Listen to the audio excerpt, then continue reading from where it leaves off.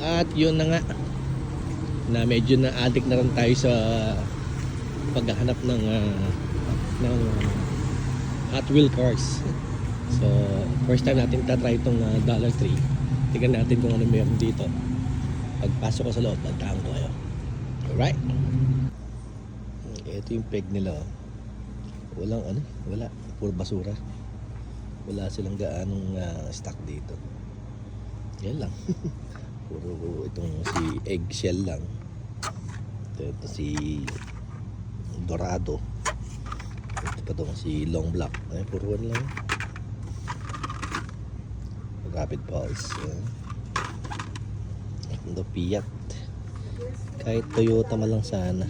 Wala eh. Yan ito kung mga ano eh, Toyota. Basta may anything Toyota. Gusto ko yan. Wala dito. Basura dito. Alright. Yan lang.